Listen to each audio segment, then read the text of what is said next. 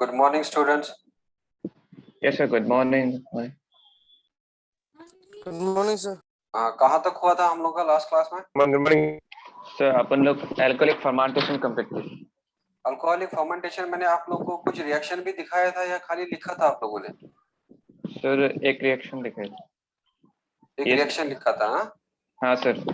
चलो अब जरा बता दो मुझे उस रिएक्शन में आप लोग एक बारी देख लो उस रिएक्शन में कौन जो है इलेक्ट्रॉन एक्सेप्ट करता है और उस रिएक्शन में कौन इलेक्ट्रॉन जो है वो डोनेट करता है। क्या मैंने आपको उसमें ग्लाइकोलाइसिस का आइडिया दिया था या जस्ट लिखा था हम लोगों ने रिएक्टेंट और प्रोडक्ट वाला साइड बस? सर उतना ही लिखा था हम बस। Reactant and product side. हाँ सर रिएक्टेंट आप पढ़ लो प्रोडक्ट जरा लिखा था। क्या क्या लिखा था, एक बार ही पढ़ लो आप क्या क्या लिखा था उसमें।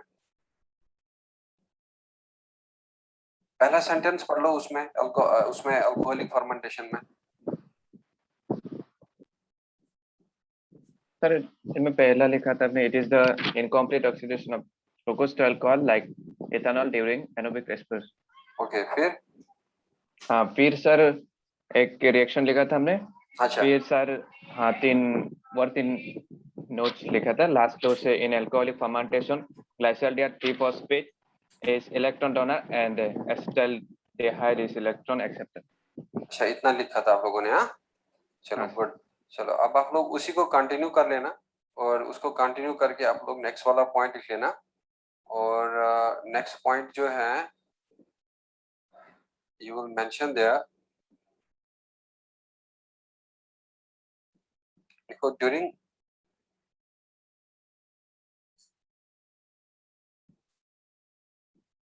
alcoholic fermentation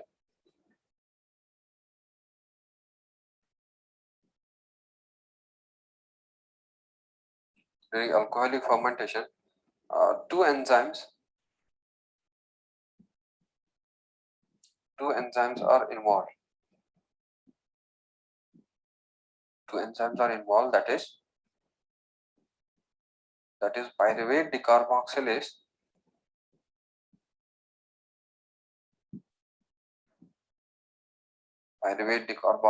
and alcohol dehydrogenase.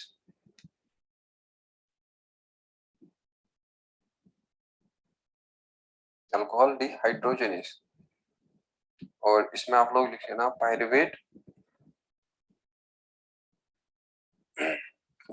डिकार्बोक्सिलेज helps in the removal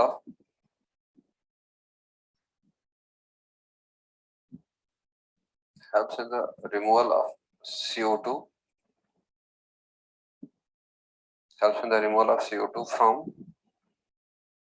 pyruvic acid.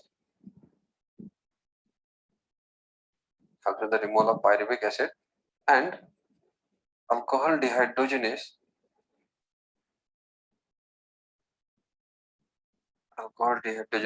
helps in the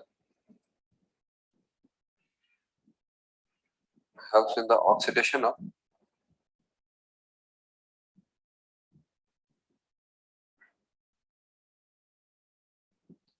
या ऑक्सीडेशन भी लिख सकते हैं और या तो आप रिडक्शन भी लिख सकते हैं।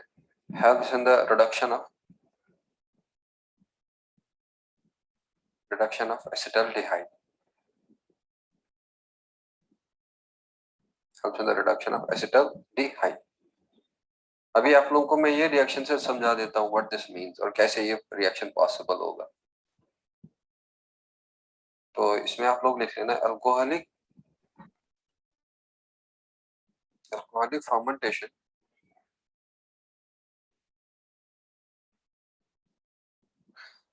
Fermentation is hazardous. और बच्चों या लिख लेना आप हार्मफुल as yeast। बच्चों किसमें होता है ये अल्कोहलिक फर्मेंटेशन? इसमें as yeast poisons themselves to death।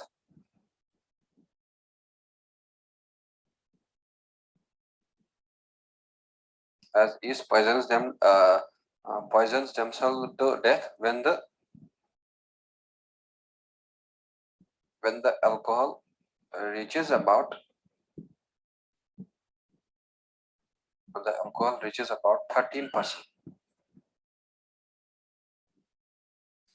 When the alcohol reaches up to 13%. बच्चों जब भी अल्कोहल बनाना होता है तो ईस्ट का यूज करा जाता है। जरा बता दो मुझे जब 13% अल्कोहल का कंसंट्रेशन पहुंच जाएगा तो वो 13% अल्कोहल जो है वो ईस्ट के लिए बनता है पॉइजन और वो मर जाता है। और जैसे अभी आप लोगों ने देखा होगा, जरा आप लोग बता दो जो हैंड सैनिटाइजर हम यूज करते हैं उस हीट या हैंड सैनिटाइजर में क्या है? अल्कोहल है। तो क्या करता है वो अल्कोहल? वो वायरस का मेम्ब्रेन वगैरह से रिएक्ट कर रहा है और ब्रेक करता है, वायरस को मारता है। अब बच्चों ये ईस्ट खुद ही अल्कोहल बनाता है तो क्या होगा उस ईस्ट का फिर? वो मर जाएगा, डेड हो जाएगा, मर जाएगा, डेड हो जाएगा। तो कितने % अल्कोहल बनने से? 13%। अब अगर आप लोगों से पूछा जाए कि जो नेचुरल बेवरेजेस होगा या नेचुरल जो अल्कोहल होगा तो उसमें कितना % अल्कोहल होगा? कम % होगा सर उस ना कितना होगा? मैक्सिमम कितना हो सकता है? 13%। यस, और मिनिमम इससे कम हो सकता है ना। देखो 10 the natural alcoholic beverages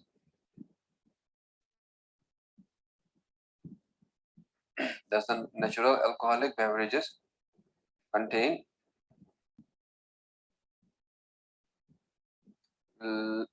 less than equal to 13% alcohol.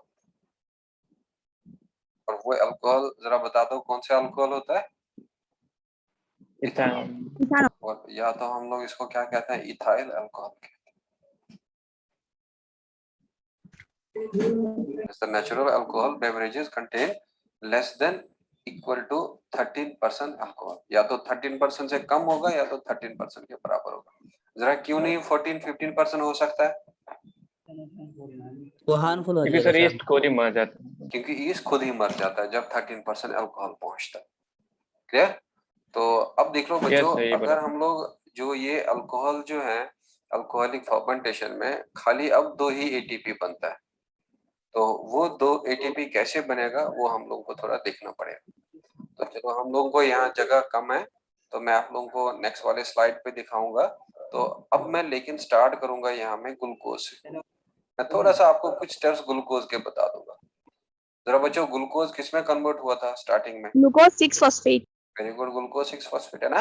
और ग्लूकोज 6 Yes, sir. फॉस्फेट फिर मल्टीपल स्टेप से एक जगह आया था एल्डोलेस और एल्डोलेस ने बनाया था यहाँ में ग्लाइसरॉल्डिहाइड 3 फॉस्फेट। Yes, sir. ग्लाइसरॉल्डिहाइड 3 फॉस्फेट। और जिसको आप लोगों को पता है कि इसको हम लोग ऑल्सो कहते हैं फॉस्फोग्लाइसरॉल्डिहाइड और या तो क्या कहते हैं इसको ऑल्सो PGAL। PGL। अब देख लो बच्चों, ये PGAL जो है अब जाके आगे और इसमें चेंजेस हो जाएगा और चेंजेस होने से क्या होगा, ये मल्टी स्टेप रिएक्शन में आप लोगों ने देखा था इस PGAL का बन जाता है 1,3-बिसफॉस्फोग्लाइसरिक एसिड है ना। और जब ये 1,3-बिसफॉस्फोग्लाइसरिक एसिड बनता है, जरा बता दो यहाँ में क्या यूज होता है? NAD positive. NAD positive. और जब ये NAD पॉजिटिव यूज होगा तो ये किस में कन्वर्ट हो जाएगा? NADH। अब यहाँ पे बता दो मुझे कितने मोल्स ऑफ ग्लाइसरॉल्डिहाइड 3 फॉस्फेट बनता है? 2 सर, है ना। तो अब Yes, बताओ हाँ सर। यहाँ पे जो ये NADH है ये कितने मोल्स होंगे? 2 सर। 2 मोल्स होंगे।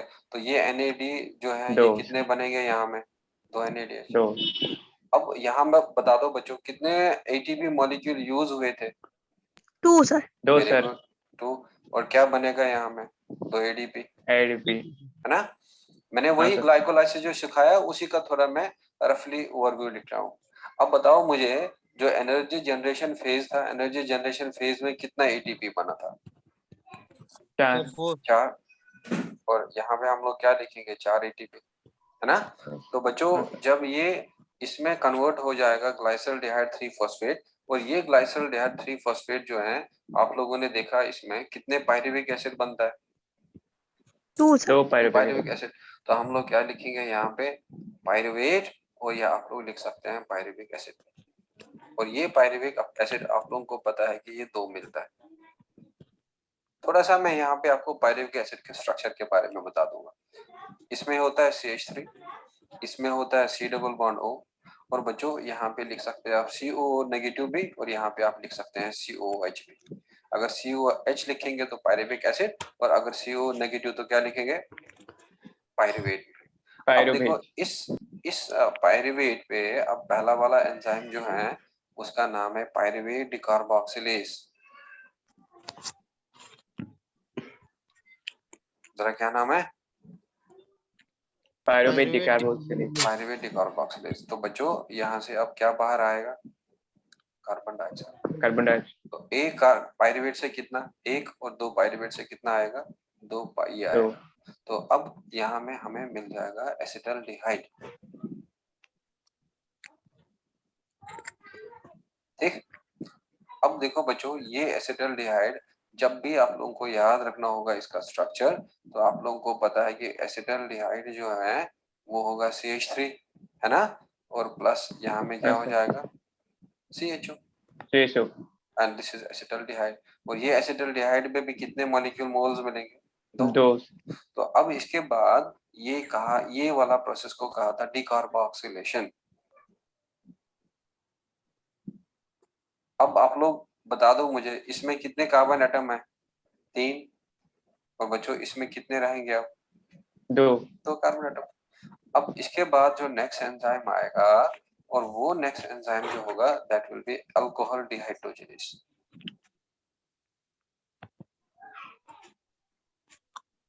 और अल्कोहल डिहाइड्रोजिनेज ऊपर में लिखा आप लोगों ने कि वो एसिटल्डिहाइड का रिडक्शन करता है। तो बच्चों अगर इस एसिटल्डिहाइड का रिडक्शन होगा, जरा यहाँ में आप लोग बता दो मुझे क्या बनेगा? इथेनॉल। Yes sir. क्या इथेनॉल का 1 मोल बनेगा या 2 मॉलिक्यूल बनेगा? 2 है ना। और वो इथेनॉल कैसे होगा? CH3 CH2OH। अब बताओ मुझे यहाँ में एसिटल्डिहाइड का रिडक्शन हुआ है और तब जाके रिड्यूस हुआ है और बना है अल्कोहल। तो बच्चों इस रिडक्शन के लिए आप लोग यहाँ में याद रख लेना यूज होता है NADH। क्या यूज होगा? NADH। और वो 2 NADH किसमें कन्वर्ट होगा? 2 NAD पॉजिटिव। तो अब बताएंगे सर ये NADH कहाँ से आया?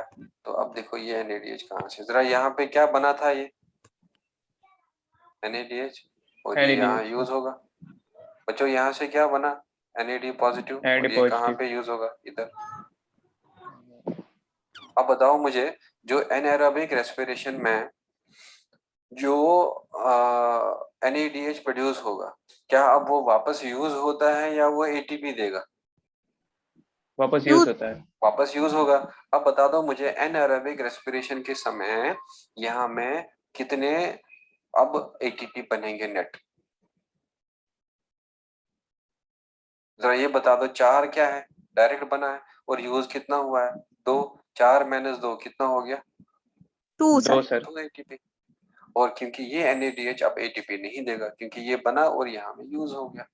And this is basically the lactic acid fermentation. ठीक है, तो अब आप नीचे फिगर में लिख लेना एनारोबिक रेस्पिरेशन।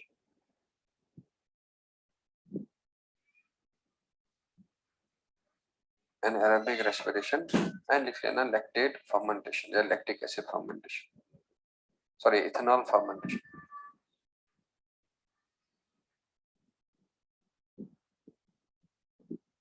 अब आज का जो पहला पॉइंट है और लास्ट लेक्चर का आप लास्ट वाला पॉइंट देख लो जरा। लास्ट लेक्चर का लास्ट वाला पॉइंट पढ़ लो आप। In alcoholic fermentation, glycerol 3-phosphate is electron donor and acetaldehyde is electron acceptor। अब बताओ क्या ये सही है या गलत है? हाँ सर सही है। सही है। अब देखो यहाँ में ग्लाइसरल्डिहाइड ने किसको अपना इलेक्ट्रॉन दिया है? NAD पॉजिटिव को। acetaldehyde हाँ सर ना, ग्लाइसरल्डिहाइड ने किसको इलेक्ट्रॉन दिया है? NAD पॉजिटिव को। NAD positive. और वो NAD पॉजिटिव क्या बना है? NADH। और फिर इस NADH ने इलेक्ट्रॉन किसको दिया है?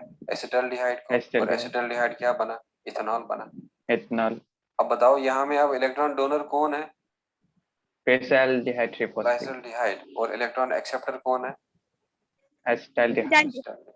आप समझ गया? हाँ सर. सो ये है पूरा पिक्चर। अब आप लोग याद रख लेना कि अल्कोहलिक फर्मेंटेशन में एक ही एंजाइम यूज नहीं होता, दो एंजाइम यूज होते हैं। एक का नाम है पायरुवेट डिकार्बोक्सिलेज और दूसरे का नाम है अल्कोहल डिहाइड्रोजिनेज। और पायरुवेट डिहाइड्रोजिनेज का डिकार्बोक्सिलेज CO2 निकालता है। और अब इथेनॉल में भी कितने कार्बन एटम होंगे? एक या दो या तीन? 2 सर. दो ही कार्बन एटम होंगे। तो तभी आप लोग वो रिएक्शन अगर आप शॉर्टली देखेंगे और वहां पे लिखा था 2 इथेनॉल प्लस CO2 और प्लस लिखा था थोड़ा सा energy. Should I move to the next slide? Yes sir.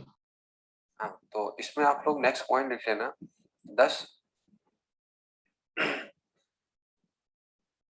during alcoholic fermentation plus during alcoholic fermentation only 2 ATP are produced.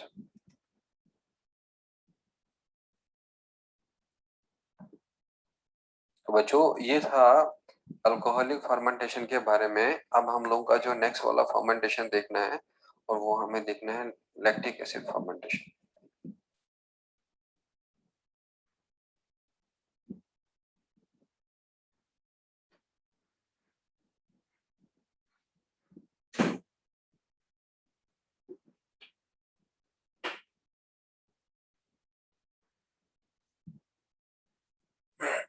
Lactic acid fermentation. तो लैक्टिक एसिड फर्मेंटेशन जो है bacteria में होता है और बैक्टीरिया में क्या करता है ये पायरुविक एसिड को लैक्टिक एसिड में कन्वर्ट करता है। तो देखो इसमें during this anaerobic respiration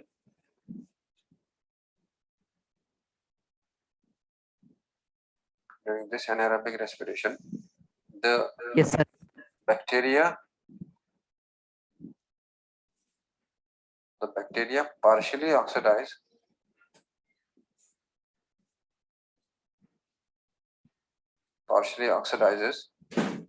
the pyruvic acid या pyruvate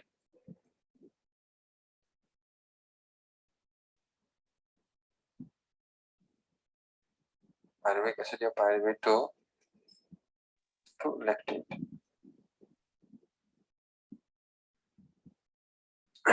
During this anaerobic respiration, the bacteria partially oxidizes the pyruvate to lactate. और बच्चों ये हमारे मसल्स में भी होता है। देखो lactic acid fermentation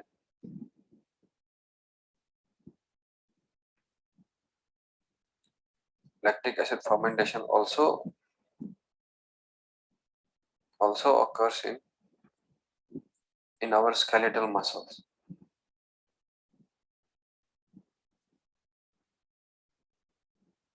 In our skeletal muscles during oxygen deficiency. और बच्चों उस ऑक्सीजन डेफिशिएंसी को हम लोग कहते हैं hypoxia. Now tell me what is oxygen deficiency called as? Hypoxia. Hypoxia.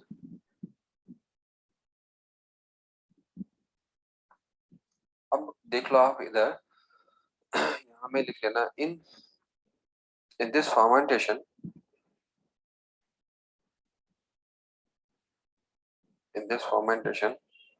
phosphoglyceraldehyde और यहाँ ब्रैकेट में लिख लेना ट्रायोस फॉस्फेट, क्योंकि 3 शुगर है, 3 कार्बन है और शुगर है ये, तो ट्रायोस फॉस्फेट कहेंगे। in this fermentation phosphoglyceraldehyde या triose phosphate is electron donor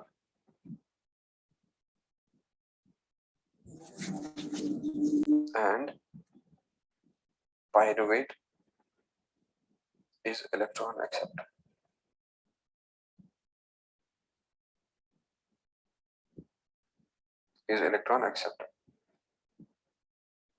Clear?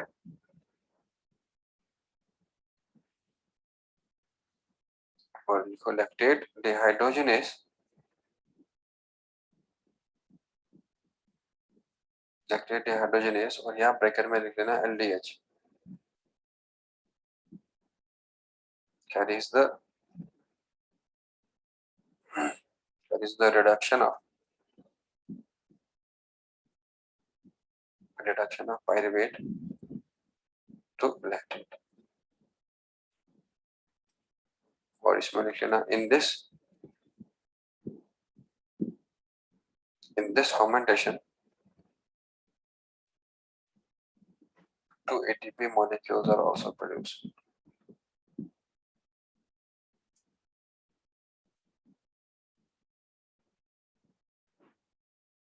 ATP are also produced. किसी बच्चे का शायद फर्स्ट पेज में कोई प्रॉब्लम है, मैं अभी इसको वापस ले आता हूँ।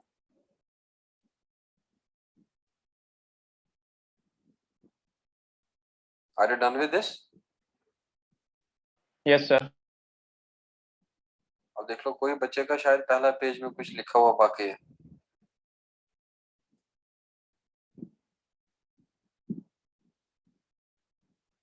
ये CPSP जो सेंटर है, वहां में सर ने कैमरा ऑन रखा था, और ये कैमरा आप लोग ऑन करके ही रखो। ये किसने बंद किया? CPSP will on the camera there.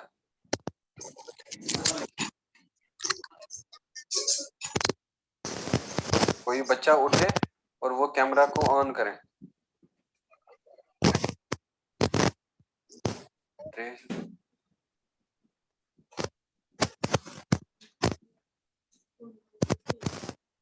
Purse देख लो होगा कहीं भी। हाँ चलो बस, थैंक यू। हाँ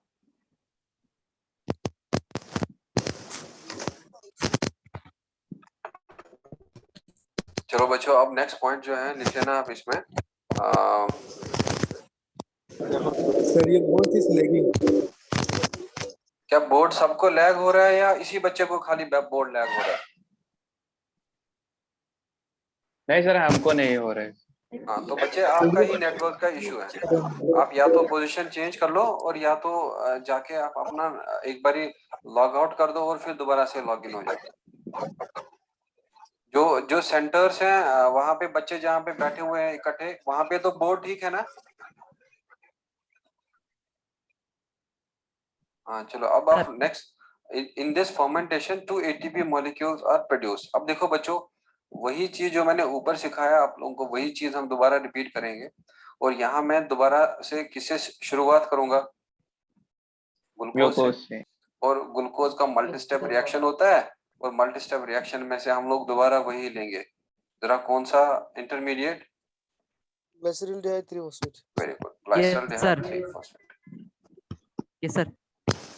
तो अब देख लो बच्चों, इस ग्लाइसरॉल्डिहाइड फॉस्फेट में अब रिडक्शन होगा, और आगे जाके और स्टेप होते जाएंगे, और स्टेप मिलके जरा क्या बनेगा इधर में? पायरुवेट बनेगा। तो जरा पायरुवेट के कितने मॉलिक्यूल्स बनेंगे? 2 सर। 2। और ग्लाइसरॉल्डिहाइड के कितने मॉलिक्यूल बनेंगे? 2। और यहाँ तक जरा बता दो मुझे, कितना ATP यूज हुआ था? 2 सर। जरा किस स्टेप पे? स्टेप 1 पे और स्टेप 3 पे। First step and third step. Very good. हाँ तो जरा इधर में बता दो मुझे, यहाँ में 2 NAD पॉजिटिव आएगा, और जरा ये बता दो मुझे, ये 2 NAD पॉजिटिव किस स्टेप पे बना था? ग्लाइकोलाइसिस के किस स्टेप पे बना था? सर 6 स्टेप में। तो चलो ये बता दो मुझे, जो ये ATP जनरेट हुआ था ग्लाइकोलाइसिस में, ये कौन कौन से स्टेप पे ये ATP जनरेट हुआ था? 4। Sir 7 step and 10 step. Very good, step 7 and step 10।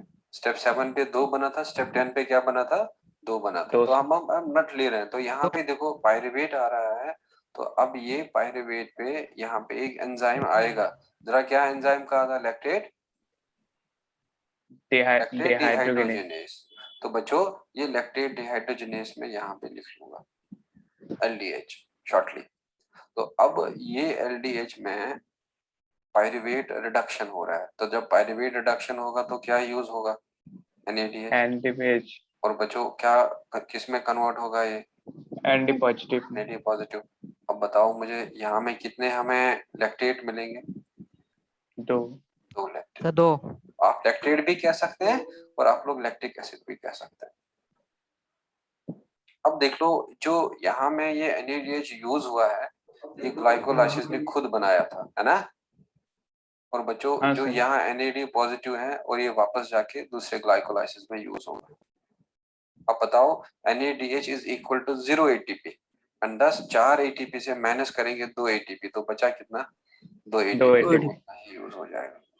Clear? और पायरुविक एसिड का मैंने आप लोगों को अभी स्ट्रक्चर बताया था, तो आप लैक्टिक एसिड का स्ट्रक्चर रखना चाहते हैं याद? तो CH3, जरा पायरुविक एसिड में क्या था बीच में? C double bond O, yes sir. है ना? तो अब वो C हाँ, डबल बॉन्ड O का रिडक्शन होगा, तो बच्चों रिडक्शन होके वो क्या बन जाएगा? वो क्या बन जाएगा? OH। और जब भी OH। कीटो का रिडक्शन होगा वो बनेगा OH। और ये CH3 COH and CO negative, this is called lactate. और पायरुविक का बनाना नहीं है, पायरुविक का आपको मैंने इधर बताया था। ये देखो, CH3 C double bond O CO negative. अब जब रिडक्शन होगा C डबल बॉन्ड O का, तो क्या बनेगा? ये OH बनेगा। OH। जब OH बनेगा तो कहेंगे हम lactate, lactic acid. Clear? Yes, sir. Yes sir. तो ये आप लोग को याद रखना है कि भाई यहाँ पे हम लोग लिख सकते हैं, दोबारा से फिगर में लिख लेना, this is एनाएरोबिक respiration.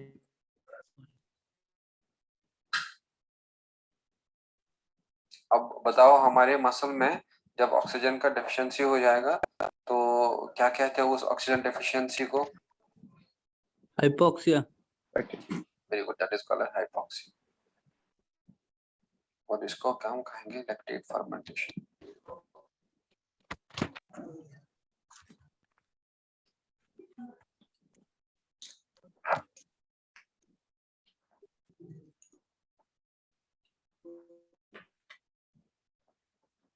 Should I move to the next slide?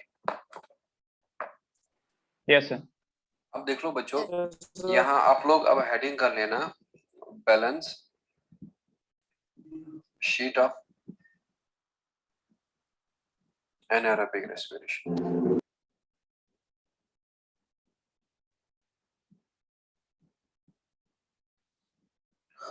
Balance sheet of anaerobic respiration। और यहाँ पे आप लिख लेना सबसे पहले सबस्ट्रेट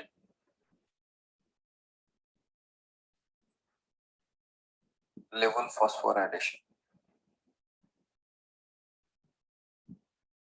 बच्चों, जब सबस्ट्रेट लेवल फॉस्फोराइलेशन हम बताएंगे तो कितने ATP की बात करेंगे? 4 सर। 4 सर। तो अगर हम लोग बात करें ऑक्सीडेटिव फॉस्फोराइलेशन, और ऑक्सीडेटिव फॉस्फोराइलेशन की बात करें तो यहाँ में हम कितना NADH बनेंगे? 2 और लेकिन दो वो 2 NADH NADH कितना ATP के बराबर होगा? 0 ATP। 0। क्या लिखेंगे यहाँ में? 0 ATP। 0 ATP, है ना? और फिर हम लोग यहाँ पे लिखेंगे ATP यूटिलाइज्ड।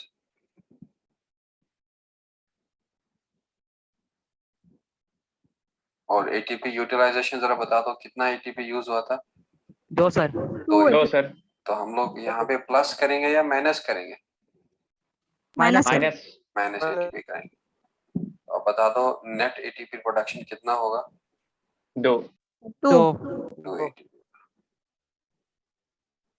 अब एरोबिक रेस्पिरेशन में कितना प्रोड्यूस हुआ था?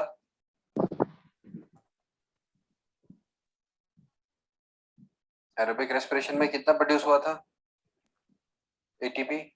36 और 38। 36 या 38। और यहाँ पे क्या होगा? 2। 2 ATP। 2। तो अब आप लोग यहाँ पे लिख लेना नोट करके, the NADH produced in glycolysis, the NADH produced in glycolysis during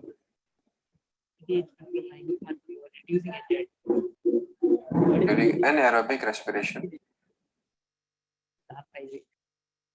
the NADH produced in glycolysis during anaerobic respiration is used for the reduction of, जरा बच्चों किस किस के रिडक्शन के लिए यूज होगा? अगर हम लोग अल्कोहलिक फर्मेंटेशन लेंगे तो किसका रिडक्शन के लिए होगा? yes sir, हाँ, अगर बताएं किसके रिडक्शन के लिए? NAD plus, ना ना ना, reduction for the reduction of what? acetaldehyde, और या तो क्या लिखेंगे? पायरुवेट। pyruvate, एसिटाल्डिहाइड कहाँ में रिड्यूस किया था? अल्कोहलिक फर्मेंटेशन में। alcoholic, और Sir. यहाँ में क्या रिड्यूस हुआ था? पायरुवेट। यहाँ पे आप देख लो ये pyruvate, ये अगर NADH NAD पॉजिटिव में कन्वर्ट हो रहा है तो मतलब NADH का क्या होगा? ऑक्सीडेशन। तो बच्चों इसका इलेक्ट्रॉन किसको मिला होगा? पायरुवेट को। तो ये पायरुवेट क्या हुआ होगा? pyruvate, reduce. और ये रिड्यूस किस में हो गया? लैक्टेट में। तो साइमल्टेनियसली जो यहाँ में ये एसिटाल्डिहाइड को इलेक्ट्रॉन मिला NADH का और ये NADH फिर बना इथेनॉल। तो इसका मतलब हम लोग समझेंगे कि एनारोबिक रेस्पिरेशन में जो NADH प्रोड्यूस होता है और वो वही यूज होता है for the reduction of acetaldehyde या द पायरुवेट, एंड दस जो नेट यील्ड होगा, दस the net ATP, thus the net ATP yield in anaerobic respiration in anaerobic respiration is 2 ATP.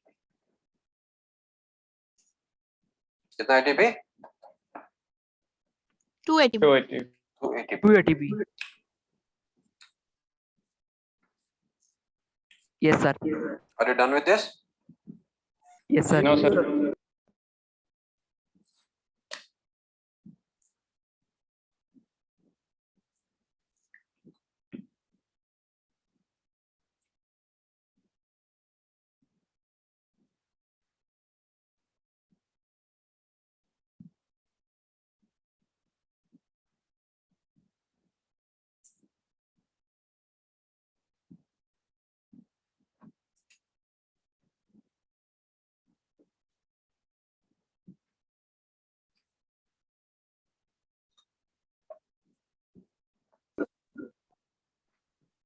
yes sir, finished, जो ये आपके जो मैंने इधर लिखाया ये आपके NCERT में क्वेश्चन पूछा था, ठीक है? तो आप ठीक है, लोगों से सर। पूछा था तो अब मैंने उसका आंसर ये बता दिया। तो अब हमें NCERT ने थोड़ा सा और क्वेश्चंस कुछ पूछे हैं तो वो आप लिखते जाओ। देखो पहला क्वेश्चन, और पहला क्वेश्चन में लिख लेना आप, व्हाट वुड बी द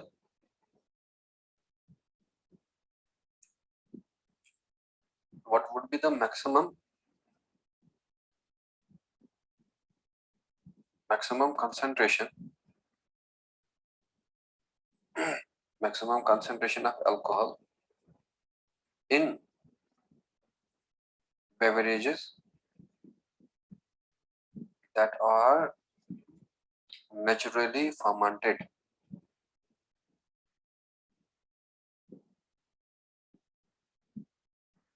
चलो बता दो मुझे इसका आंसर आप। minimum or equal to 13%. 30. Very good. Yes, sir. So 13%. Answer क्या होगा? Minimum or equal to Minimum or equal to 13%. Minimum इसका इसको कैसे पढ़ते हैं? Less than equal yes, to sir. 13%। Less क्या than पढ़ते हैं equal इसको? to less than equal to less than equal to 13%. Yes. yes sir, अब दूसरा क्वेश्चन पूछा है NCERT ने और पूछा है कि what is the way to obtain alcoholic beverages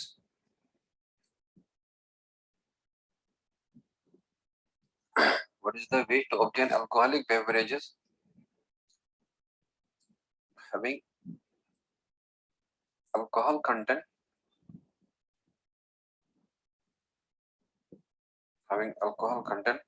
more than 13%?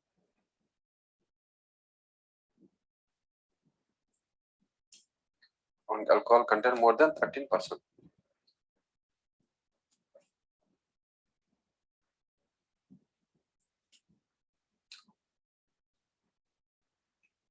और बच्चों इसका आंसर जो है लिख लेना what,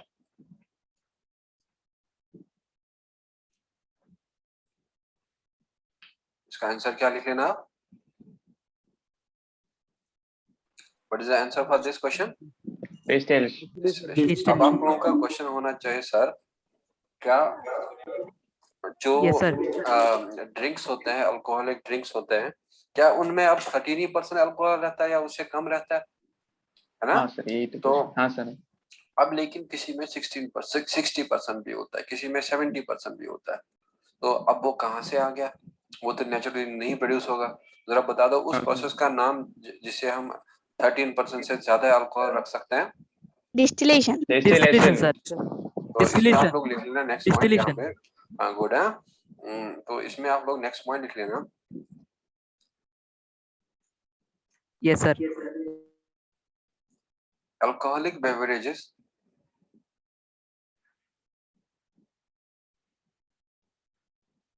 like beer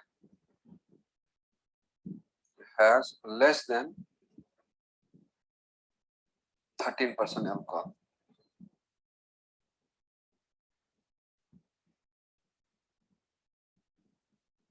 Less than 30% alcohol, but beverages like brandy, rum, gin have more than 13% alcohol.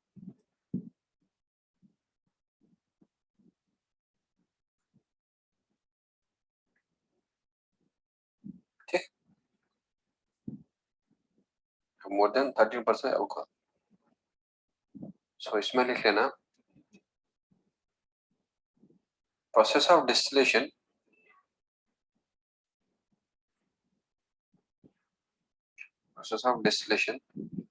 is used to increase the content of alcohol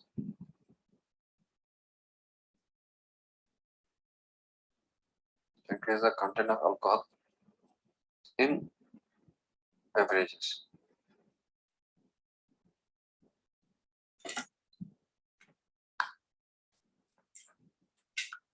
तो इसमें आप लोग लिख लेना next point, boiling point of alcohol is 78.5 degrees centigrade and water is 100 degree. अब बताओ मुझे कोई बच्चा आप लोगों में से, क्या अब हम लोग बना सकते हैं वो बेवरेजेस जिनमें 13% से ज्यादा अल्कोहल है? इस पॉइंट को यूज करके बताओ। हाँ सर, वो तो बना सकते हैं। कैसे बना सकते हैं जरा बोलो। डिस्टिलेशन सिस्टम इस पद्धति। अब क्या होगा तरीका, आप बताओ मुझे। आप लोगों को सबसे लास्ट वाला पॉइंट को यूज करके बता दो, अब क्या होगा तरीका। बड़ा इजी है। हाँ, बॉइलिंग पॉइंट इंक्रीज करके तो क्या होगा, इस बॉइलिंग पॉइंट क्यों लिखा है मैंने, इससे क्या कर सकते हैं? तो इसको कंसंट्रेशन को सर इंक्रीज करके। चलो अब देखो नेक्स्ट पॉइंट क्या लिखना है आप इसमें। So alcohol is vaporised, alcohol is vaporized at a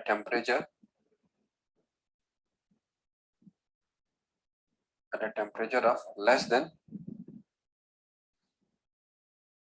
100 degree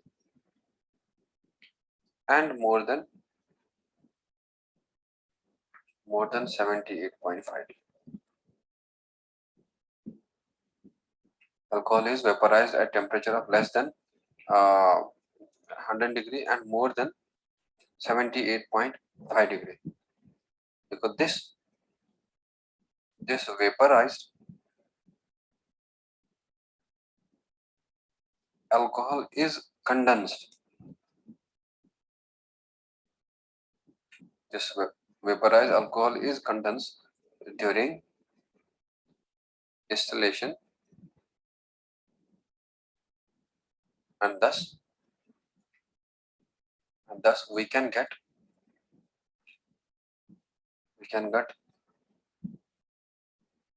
beverages having more than 13% alcohol.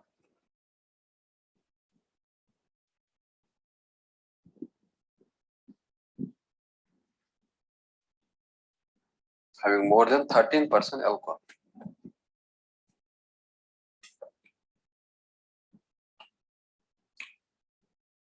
अब देख लो बच्चों, बड़ा इजी है।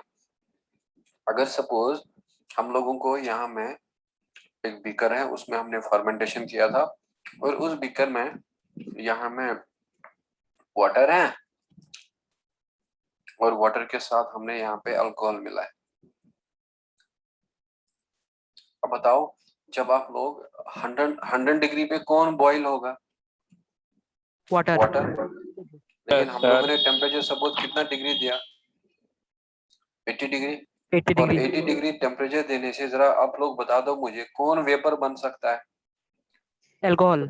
अल्कोहल। sir. क्या 80 डिग्री पे वाटर बन सकता है? ये नहीं। No sir. तो अब धीरे धीरे क्या रहेगा यहाँ में, जो वाटर जो है वो नीचे ही रहेगा, है ना? Yes sir. Yes, और sir.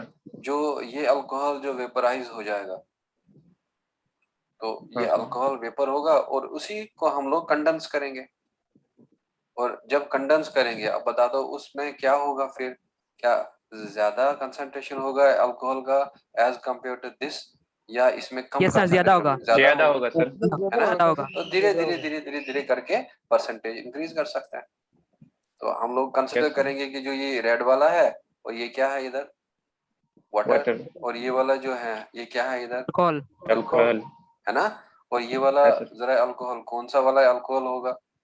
Vapor. Vaporized alcohol. Vaporise alcohol. और फिर इसका यहाँ में कौन सा प्रोसेस होगा? कंडेंसेशन। Condensation. और कंडेंसेशन होगा तो ये कौन सा अल्कोहल होगा? Liquid alcohol, Yeah. है ना? और ये वाला जरा बता दो, ये क्या रहेगा इधर? ये वाटर Water. रहेगा।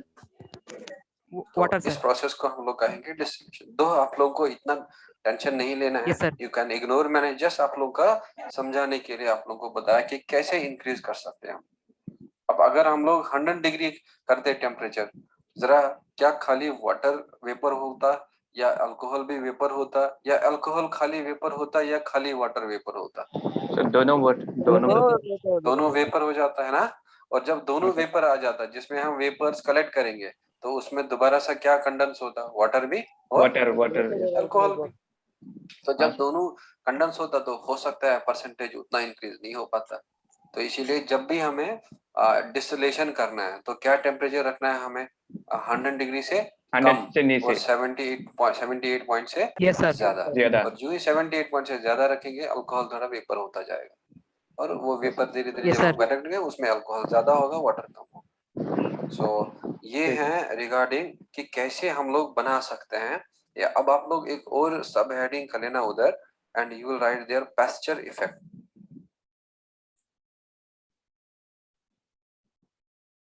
और हो सकता है इसका डेफिनेशन आप लोगों को कभी कभार आप लोगों को पूछा जाता है। Yes sir. तो पैस्चर इफेक्ट लिख लेना, द इनहिबिशन ऑफ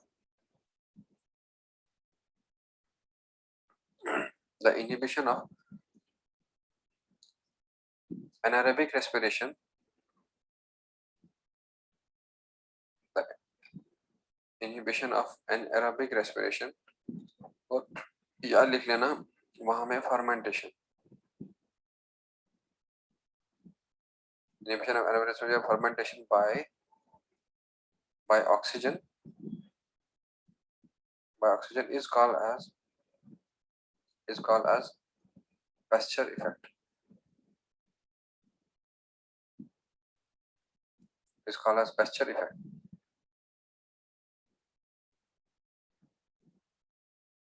ठीक है? ठीक है Yes सर। sir. तो इसमें आप लोग लिख लेना नेक्स्ट यहाँ Yes sir.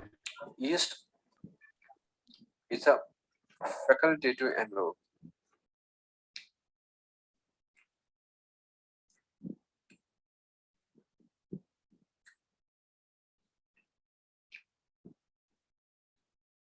Yeast is a facultative anaerobe, that is, it can show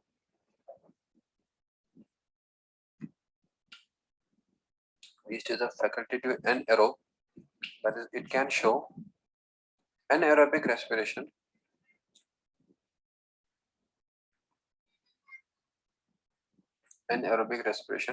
during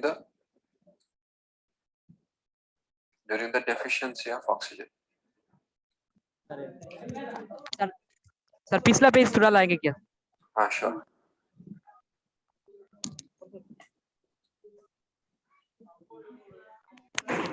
Okay sir.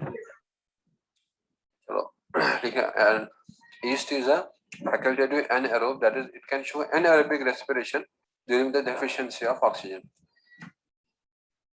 ठीक है. ठीक है.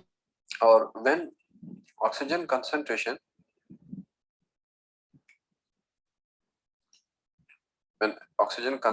increases, yeast shows aerobic respiration.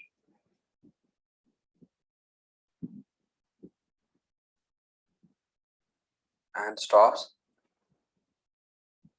anaerobic respiration.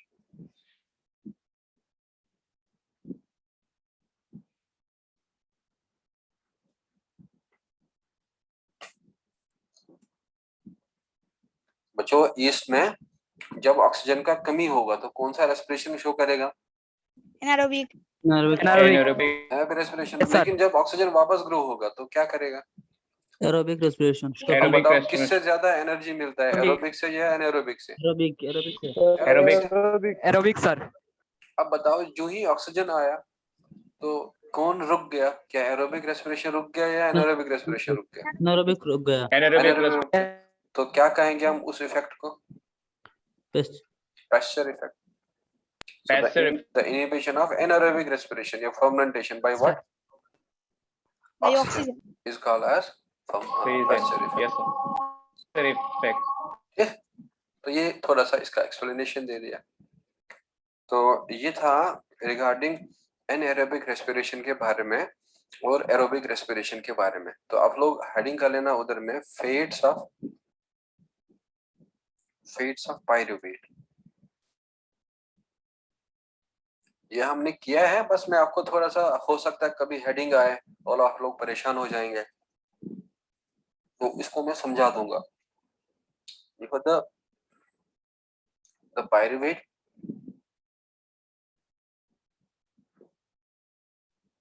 Sir fates. Of pyruvate. Yes sir. The pyruvate produced by glycolysis. The pyruvate produced by glycolysis is converted to acetyl coenzyme A. बच्चों, किस समय? Aerobic respiration के समय या एनाएरोबिक respiration के समय? Anaerobic respiration. ना, acetyl coenzyme में. Sir aerobic sir. Aerobic respiration में. The pyruvate produced by glycolysis is converted to acetyl coenzyme during aerobic respiration, or ethanol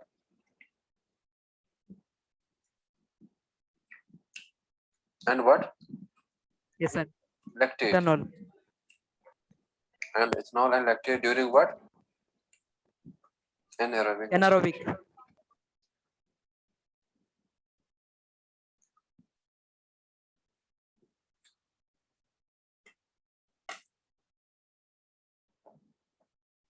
ठीक है. तो देखो, thus the fate of pyruvate is to get is to get converted into acetyl coenzyme A or ethanol or lactate.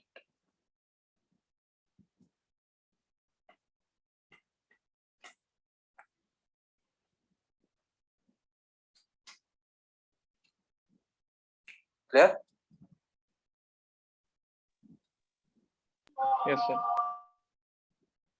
ये आप लोगों ने सीखा है, बस मैंने टॉपिक का नाम आपको सिखाना था। तो इसी के नीचे आप लोग लिख लेना ऐसे, अगर सपोज हम लोग कहेंगे कि ये पायरुवेट है और बच्चों ये पायरुवेट जो है कहाँ से प्रोड्यूस हुआ? Glycolysis. Glucose. Very good, glycolysis है ना? और Yes, sir. ग्लूकोज से प्रोड्यूस हुआ। और ये पायरुवेट जो है अब या तो ये कन्वर्ट हो सर जाएगा। पिछला पेज थोड़ा लाइए sir. Sir Sir, previous previous page. page. Sir previous page sir. ये वाला प्रीवियस है, इससे प्रीवियस है ये यही वाला। सर। ये सर। Okay sir. तो ये वाला इसका सपोज एक फेट हो गया और ये मान लूंगा मैं इसका दूसरा फेट है और ये मान लूंगा मैं इसका तीसरा फेट। तो बच्चों एक फेट में मैं यहाँ पे हेडिंग कर लूंगा जरा क्या, Ethanol. Ethanol, ethanol. और या तो क्या लिखूंगा, Acetyl coenzyme. Acetyl acetyl coenzyme. coenzyme A, या तो क्या लिखेंगे, लेट्रेट। Lactate. जरा ये बता दो मुझे, क्या ये एनएरोबिक होगा या एरोबिक? एनारोबिक। Anaerobic. एनएरोबिक। और ये वाला एनारोबिक। Aerobic. एनएरोबिक। और ये वाला एरोबिक। Aerobic, sir. एरोबिक होगा, है ना? और जरा Yes, इसका sir. नाम बता दो क्या था? Alcoholic fermentation. Very good, alcohol fermentation. ठीक, और ये वाला इलेक्ट्रिक। Lactate. Lactate fermentation. अब बताओ ये पायरुवेट जो है उसके बाद क्या होगा इसका, एसिटाइल कोएंजाइम का? Krebs cycle. Into Krebs cycle. Krebs. Krebs. और फिर कन्वर्ट किस में होगा? तो CO2। Carbon dioxide.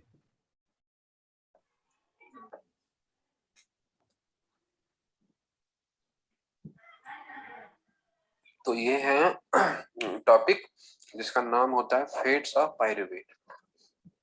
या तो ग्लाइकोलाइसिस है या तो फिर एरोबिक या तो anaerobic respiration. Is this clear? Okay sir. Okay sir. Yes, sir. तो अब आप लोग नेक्स्ट एक क्वेश्चन लिख लेना, और जो दोबारा एनसीईआरटी में ही दिया है। तो बच्चों क्वेश्चन लिखा है कि what is the process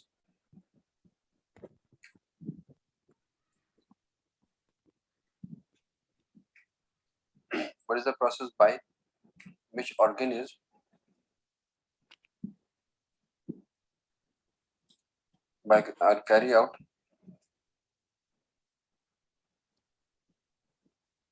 carry out complete oxidation of glucose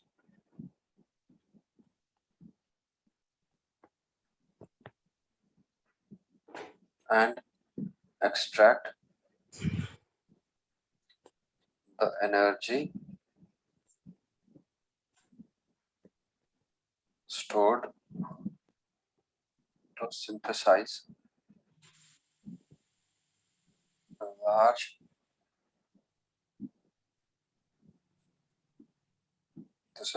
larger number of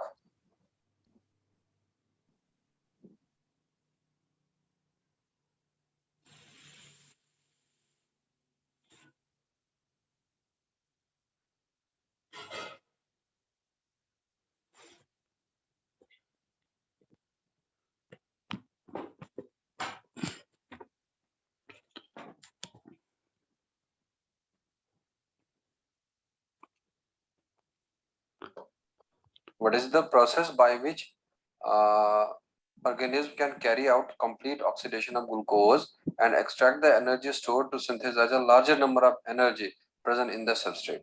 जरा बच्चों क्या होगा? Krebs cycle होगा सर. ना क्या एरोबिक होगा या एनारोबिक रेस्पिरेशन? Aerobic है sir, aerobic. Aerobic sir. Aerobic respiration, क्योंकि एरोबिक रेस्पिरेशन में कितना एटीपी मिलता है? 36 से 36 या 36 या 38. और लेकिन एनारोबिक रेस्पिरेशन के समय कितना मिलता था? Only two. 2 sir. तो इसमें आप लोग आंसर जो है वो लिख लेना. What will be the answer?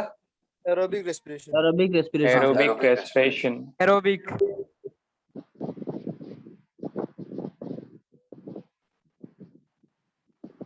Aerobic respiration.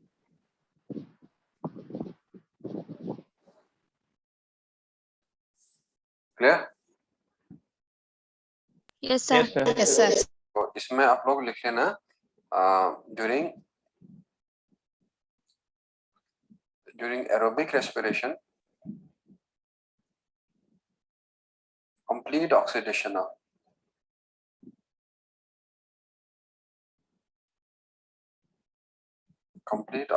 of glucose occurs. तो जरा एक किस में होगा? CO2 में. Yes और sir. प्लस किस में होगा? वाटर में. Water. और बच्चों किस में? Energy. Energy. और वो एनर्जी आप लोगों को पता है कितना एटीपी? 36 to 38. 36 या 38. 38. Yes, sir. चलो अब आप लोगों में से मुझे, आप लोग भाग जाते हैं कि जब क्वेश्चन पूछते हैं ना तो आप लोग चले जाते हैं कि नहीं अब क्वेश्चन क्या फायदा, ये तो टाइम वेस्ट हो गया, शायद मे बी या नहीं आएगा, इससे बेटर जाना ही है. चलो यहाँ पे दिलावर है या दिलवर है, और दिलवर बता देगा मुझे कि जरा कॉम्प्लेक्स थर्ड के इलेक्ट्रॉन कैरियर्स मुझे गिना लो आप. कॉम्प्लेक्स थर्ड के, कॉम्प्लेक्स थर्ड का इलेक्ट्रॉन कैरियर्स. चलो Asifur, tell me the electron carriers of complex third. Yes sir. Cytochrome B and cytochrome C1. Cytochrome B and cytochrome C1. C1. चलो अब इसमें से मुझे अबू तारिक बता देगा कॉम्प्लेक्स 4 के इलेक्ट्रॉन कैरियर्स. Yes, sir. हाँ बताओ मुझे कॉम्प्लेक्स 4 के bound electron carriers. Sir, complex 4 के bound electron copper B, copper A, cytochrome A, cytochrome A3. पूरा सीक्वेंस में बता दो, डंक का सीक्वेंस, जहाँ से Yes, एक sir. देता है दूसरे को. Cytochrome B, copper ना, A. पहले कॉपर ए. सर पहले कॉपर B, सर. हाँ पहले कॉपर ए, फिर cytochrome A, cytochrome A, cytochrome फिर A3, हाँ साइटोक्रोम साइटोक्रोम फिर कॉपर बी. Copper B. चलो दिया आप बता दो मुझे कॉम्प्लेक्स सेकंड के bound electron carriers. FAD and iron sulfur complex. Very good. And Numan बता देगा मुझे कॉम्प्लेक्स फर्स्ट के electron carriers.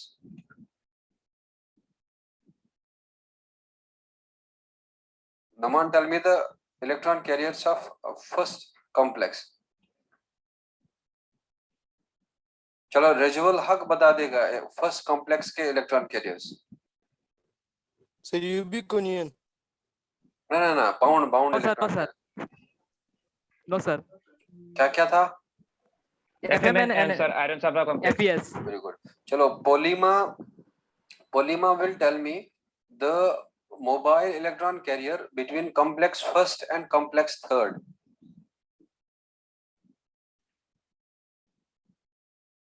Polyma, tell me the mobile electron carrier between complex first and third. चलो जो अंदर क्लासरूम में बैठे हैं क्या उनमें कोई बता सकता है मुझे क्लास फर्स्ट और थर्ड के बीच में कौन सा बाउंड ये मोबाइल इलेक्ट्रॉन कैरियर था? Ubiquinone sir. Very good. Ubiquinone. जरा कॉम्प्लेक्स Ubiquinone, थर्ड yes, को sir. कॉम्प्लेक्स 4 के बीच में कौन सा मोबाइल इलेक्ट्रॉन कैरियर था? Cytochrome C, sir. Thank you, Science. Cytochrome C. Yes क्या था? sir.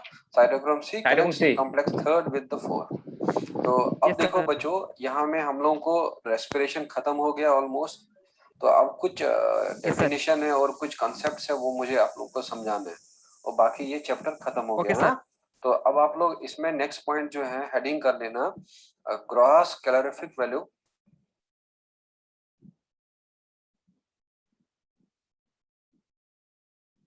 And physiologic value.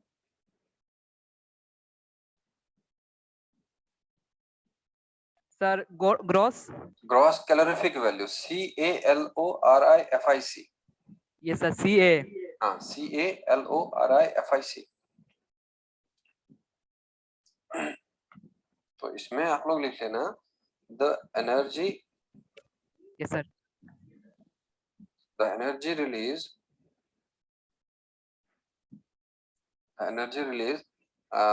is measured in the form of calories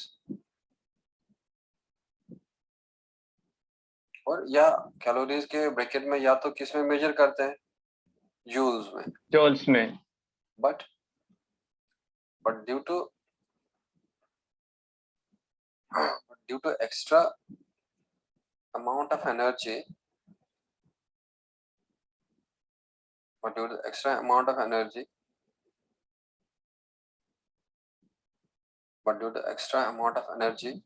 release in our body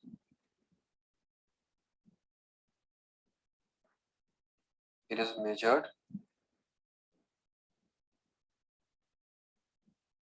measured in kilocalories और बच्चों किलो कैलोरीज को हम लोग KCAL कहेंगे KCL और kilo joules और यह हम लिखेंगे इसमें व्हाट KJ। क्लियर? Sir. हाँ यहाँ पे आप लोग लिख सकते हैं कि 1 किलो कैलोरी जरा बच्चों कितने कैलोरीज के बराबर होगा 1000 कैलोरीज के बराबर और 1 1000 किलो sir. जूल कितने जूल्स के बराबर होगा 1000 जूल्स के बराबर। Hello. और आप लोगों को ये भी फिजिक्स में सिखाया जाएगा कि 1 कैलोरी कितने जूल्स के बराबर होता है Sir 4.2. 4.2 जूल्स के बराबर होता है।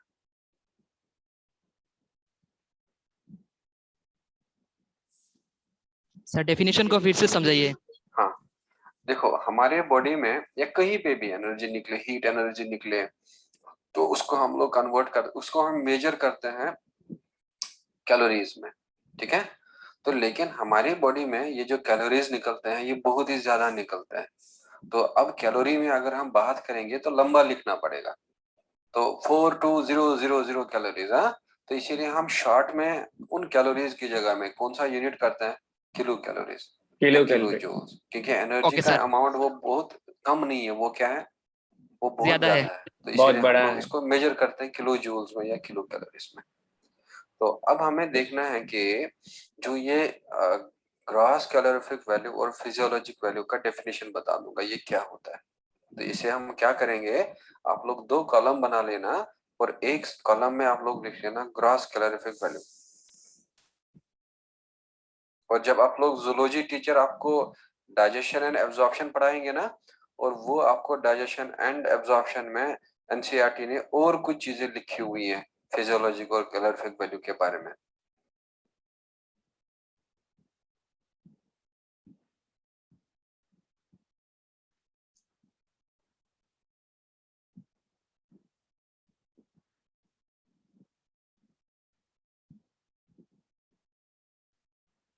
फिजियोलॉजिक वैल्यू और ये फिजियोलॉजिक वैल्यू भी हम क्या डिफाइन करेंगे it is the amount of energy release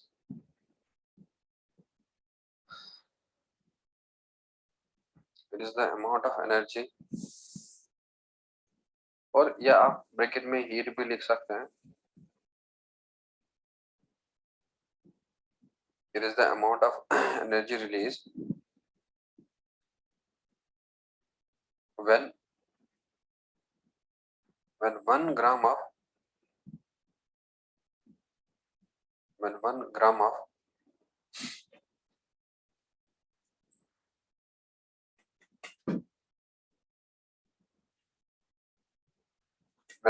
of food, और यहाँ लिख लेना respiratory substrate,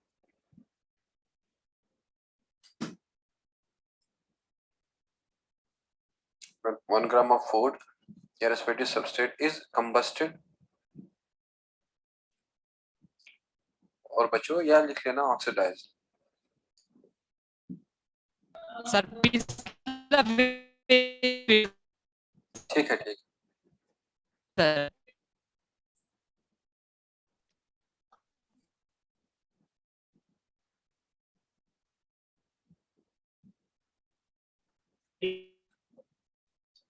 okay sir. It is the amount of energy released when 1 gram of food या respiratory substrate is combusted या oxidized in presence of oxygen, outside the body.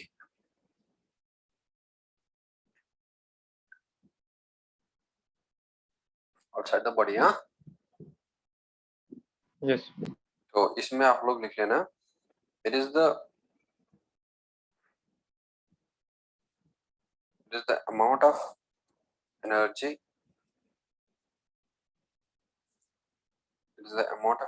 released when 1 gram of food is oxidized,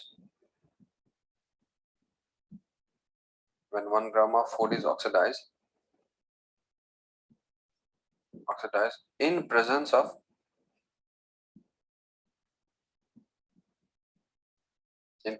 oxygen, inside the body.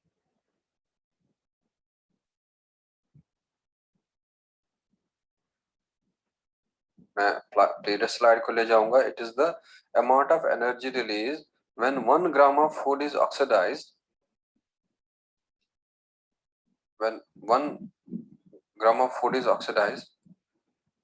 in presence of oxygen inside the body. और next point लिख लेना, it is measured in kilocalories per gram. यहाँ पे भी लिख लेना, it is measured in kilocalories per gram.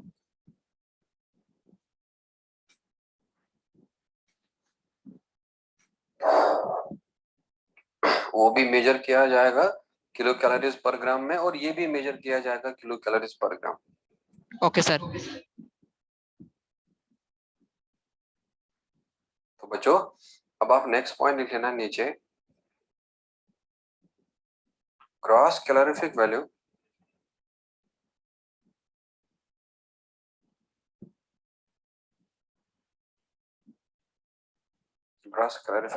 is measured in a metallic vessel.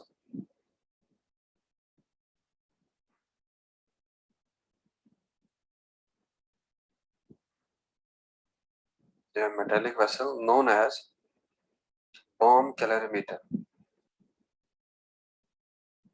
आप लोगों ने देखा होगा ना, जब आप लोग कोई बिस्किट पैकेट खाते हैं या आप लोगों ने कोई जूस का कोई Yes sir.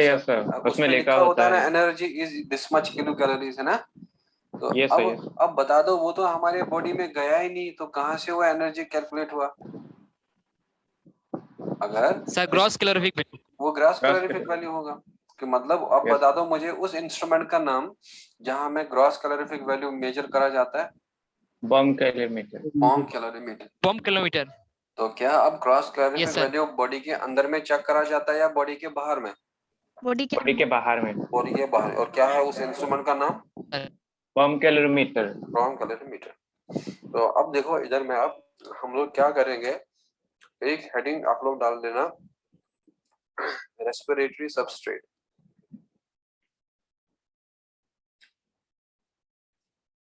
और दूसरा कॉलम में आप लिख लेना ग्रॉस कैलोरीफिक वैल्यू, और तीसरा आप लोग लिख लेना फिजियोलॉजिक वैल्यू।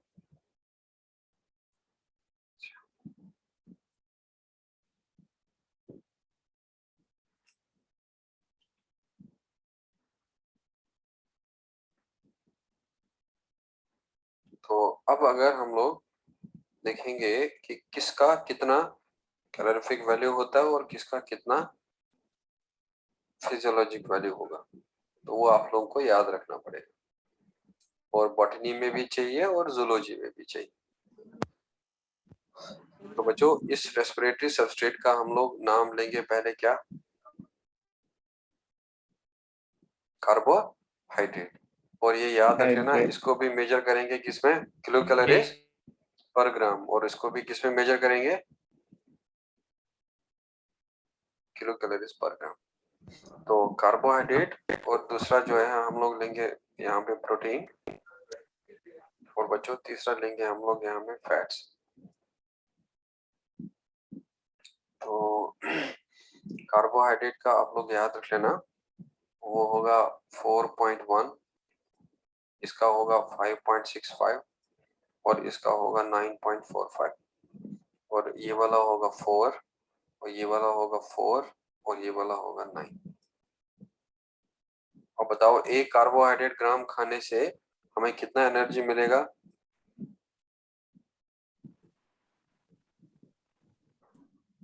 बच्चों एक ग्राम कार्बोहाइड्रेट खाने से कितना एनर्जी मिलेगा,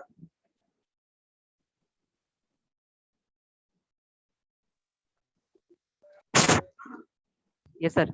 अगर हम लोग 1 ग्राम कार्बोहाइड्रेट का खाएंगे तो कितना कितना कैलोरीज एनर्जी मिलेगा, 4.1 सर। ना हमें हमारी बॉडी में कितना मिलेगा, 4 सर। 4 सर। 4 4 मिलेगा, 4 सर। ठीक है। और अगर हम प्रोटीन का 1 ग्राम खाएंगे कितना एनर्जी मिलेगा, सेम सर 4 4 ग्राम, और अगर हम फैट का सर। खाएंगे तो कितना, 9 ग्राम। तो आप यस लोगों ने सर। देखा होगा जब भी कोई, अगर आप लोगों में से नॉन वेजिटेरियन होगा, जब हम लोग मीट खाते हैं ना, तो मीट में ज्यादा प्रोटीन होता है और एकदम से बॉडी हीट अप हो जाता है। तो अगर हम लोग चावल खाएं, चावल खाने से बॉडी हीट नहीं होता है, क्योंकि चावल का जो ये 4 किलो कैलोरीज है वो यस मिलता है सर। एटीपी में, लेकिन 0.1 किलो कैलोरीज रिलीज होता है एज अ हीट। लेकिन जब प्रोटीन खाएंगे तो कितना बॉडी में एटीपी बनता है, 4, लेकिन 0.1.65 किसमें लॉस होता है, हीट यस के सर। फॉर्म। हिट इसीलिए जब हम हीट के। प्रोटीन वगैरह खाते हैं तो बॉडी अंदर गर्म फील करता है, तो वो यस सर। इसीलिए क्योंकि प्रोटीन में से कुछ एनर्जी लॉस होता है in the form of heat. Now what is the calorific value of carbohydrate, 4 ना ना आप लोगों को कहना है 4.1 calorific value sir. 4.1 kilo calories per gram. Correct. इसका मतलब मैंने यहाँ के क्यों लिखा, बिकॉज आप लोगों को हर किसी के साथ अटैच करना है, इसका मतलब वही है, यहाँ में भी किलो कैलोरीज, या तो हमें हर जगह में लिखना था किलो कैलोरीज पर ग्राम, अब हमने टाइम ठीक है वेस्ट सर। करने के लिए एक ही जगह में लिखा, तो that means it will be eight. अब बताओ फिजियोलॉजिक वैल्यू ऑफ फैट क्या है, sir 4 9 kilo kilo sir. Calories per gram sir. 9 yes sir. 9। Kilo calories per gram. 9 kilo calories per gram. जरा प्रोटीन यस सर। का physiologic value क्या है, 4 sir. 4 kilo calories per ग्राम। Very good, 4 नहीं बताना, आप लोगों को 4 4 kilo kilo calories per calories. Gram बताना है, यस ठीक है। Sir. Physiologic 4 kilo calories per ग्राम, 4 kilo calories per gram, 9 kilo calories per ग्राम, और calorific value 4.1, 5.65, 9.45 kilo calories per ग्राम। अब देखो ओके इस सर। पर ग्राम का कितना इंपॉर्टेंस है, मैं आप लोगों को एक क्वेश्चन करवाऊंगा तो उससे आपको पता चल जाएगा पर ग्राम का इंपॉर्टेंस क्या है। तो यस लिखो सर। इसमें what will be the energy intake of a person if he consumes, चलो हम लोग थोड़ा सिंपल कैलकुलेशन रख लेंगे। तो हम लोग नंबर्स में डिजिट्स में नंबर नहीं लिखेंगे, तो हम लोग सिंपल नंबर लिखेंगे। If he consumes 10 gram starch, 10 gram chitin, 10 gram cellulose,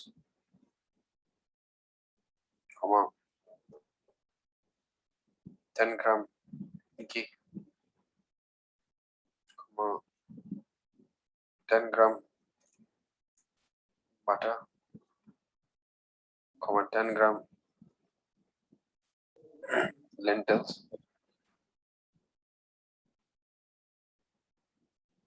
10 ग्राम केसर।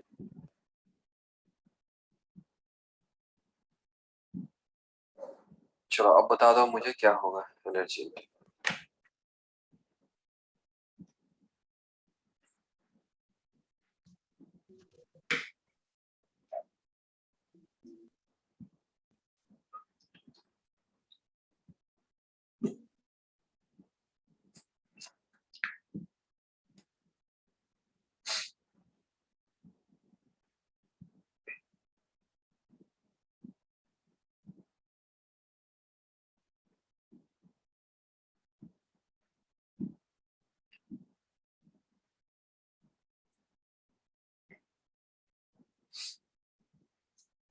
कोई बच्चा बता सकता है क्या होगा इसका आंसर?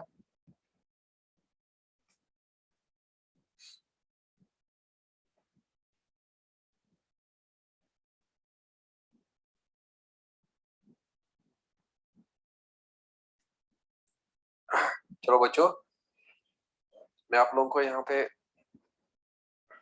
इसका थोड़ा सा कैलकुलेशन बता दूंगा कैसे करना होता है ये। तो रेस्पिरेटरी सबस्ट्रेट हम लोग लेंगे और यहाँ पे हम लोग लेंगे एनर्जी रिलीज्ड।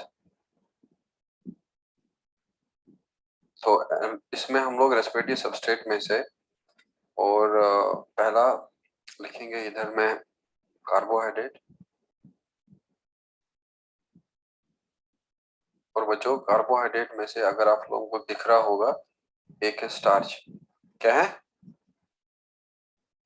और दूसरा काइटिन भी आपको आगे जूलॉजी टीचर सिखाएंगे जब वो आपको बायोमोलिक्यूल पढ़ाएंगे।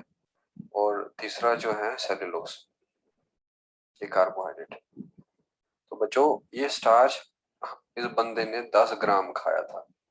जरा बता दो अगर ये 10 ग्राम खाएगा तो कितना एनर्जी लेना है हमें, 4 या 4.1? 40 किलो कैलोरी। Very good. तो ये होगा 40 किलो कैलोरी। देखो ये काइटिन जो है ये हमारी बॉडी में डाइजेस्ट नहीं होता है, तो इसीलिए कितना एनर्जी मिलेगा? 0 0 किलो। बच्चों सेलुलोज हमारे बॉडी में डाइजेस्ट ही नहीं होता है, तो इसीलिए क्या होगा? 0 किलो कैलोरी। 0 किलो। तो अब अगर हम लोग उसके बाद लेंगे फैट्स, है ना, जरा फैट्स में से क्या क्या दिया है? घी सर घी। जी सर। और क्या दिया है ऑल्सो? Sir butter. तो घी जरा बता दो कितना है? 10 और 10 इंटू 9 कितना हो गया? 90 किलो कैलोरी। और बटर 10 इंटू 9 सर ये भी कितना 90 होगा? 90 किलो कैलोरी। क्योंकि बटर तो फैट ही है ना, और घी भी क्या है? फैट ही है, तो इसीलिए क्या होगा? 90 किलो कैलोरीज। अब देखो तीसरा कैटेगरी जो है वो हम लोग किसका लेंगे? Sir protein. प्रोटीन्स का। प्रोटीन में लेंटिल्स मतलब सीरियल्स वगैरह, तो बच्चों उनमें प्रोटीन होता है, ठीक। दाल वगैरह जो है, दाल वगैरह में क्या रहता है? प्रोटीन ही रहता है। तो प्रोटीन का कितना है फिजियोलॉजिक वैल्यू? 4। तो क्या होगा? 40 किलो। Yes sir. केसिन जो है इसको कहते हैं milk protein. What is casein? Milk protein, जो दूध में रहता है, चाहे ह्यूमन का मिल्क का हो या काऊ का मिल्क हो। तो बच्चों अब बताओ मुझे कितना लिया? 10 ग्राम। तो 10 ग्राम में से 4 मल्टीप्लाई तो कितना होगा? Sir 40 kilo calorie. 40 किलो। अब चाहे आप लोग नीचे लिख लेना, आप बताओ टोटल कितना होगा।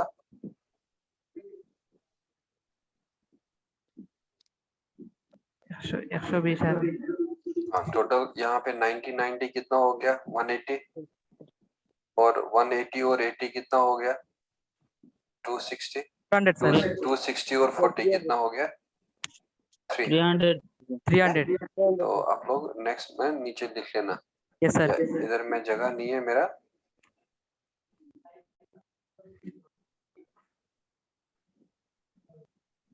और यहाँ पे लिख लेना आप total 300 kilo calorie. Okay sir is this clear?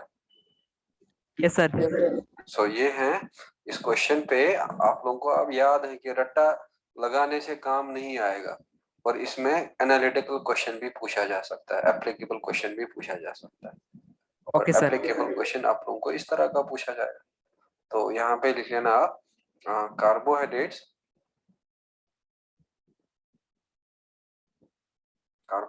Like chitin, और या आप लोग लिख सकते हैं सेलुलोज भी, और बच्चों या तो लिख सकते हैं आप इनुलिन भी, are not digested by humans. Thus, they cannot provide energy.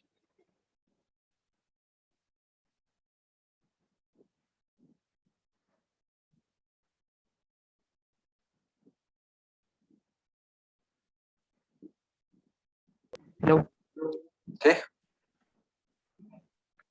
तो अब आप लोग लास्ट वाला जो टॉपिक लिख लेना इसमें, और वो लिख लेना रेस्पिरेटरी क्वेश्चन।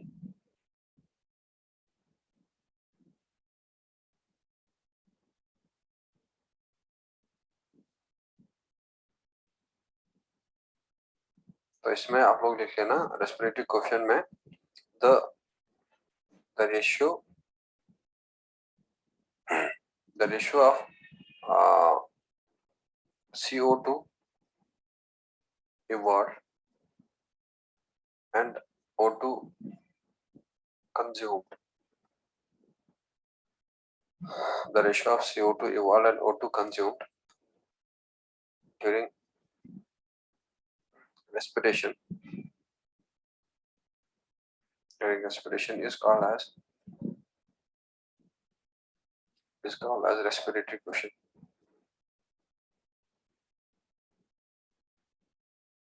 और इसको हम लोग शॉर्टली RQ लिखते हैं। तो दैट मीन्स ये RQ जरा बता दो किसके बराबर होगा, वॉल्यूम ऑफ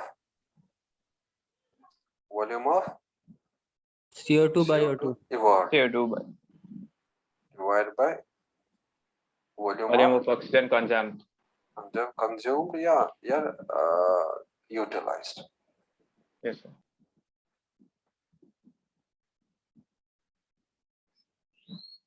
क्लियर? तो इसमें आप लोग लिख लेना, अब पहला वाला पॉइंट वो लिख लेना, RQ ऑफ carbohydrates is 1। बच्चों कार्बोहाइड्रेट का कितना RQ होता है,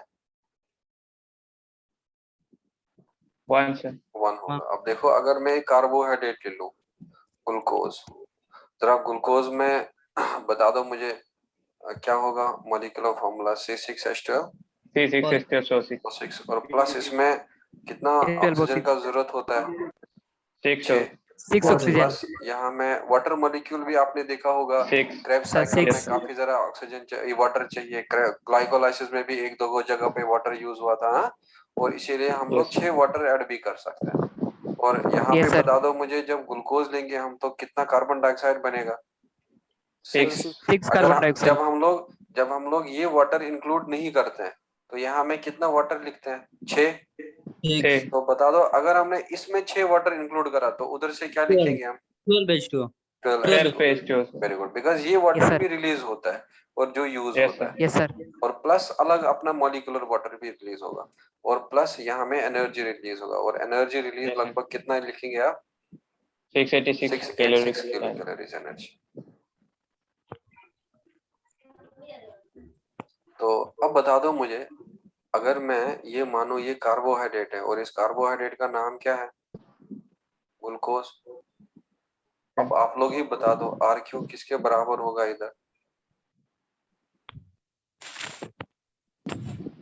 RQ ऑफ ग्लूकोज। बच्चों कितना CO2 इवॉल्व हो गया? 6। 6 sir. और कितना ऑक्सीजन यूज हुआ? 6. तो कितना आ जाएगा? 1 sir. इसीलिए आप लोगों को याद रखना है कार्बोहाइड्रेट का RQ कितना होता है? 1. 1, sir. Yes, sir. Done? Yes, sir. तो Sir, रुकिए अब sir. हाँ, तो आप लोगों का थोड़ा थोड़ा सा मुझे अब आप लोग नेक्स्ट आप लोगों के लिए है एक क्वेश्चन, जरा एक असाइनमेंट लिख लो आप, असाइनमेंट लिख लो आप, और असाइनमेंट में हम आप लोगों के लिए what will be the Sir, previous page student language. Sir, previous page. Yes, sir. हाँ, तो लिखो next what will be the RQ of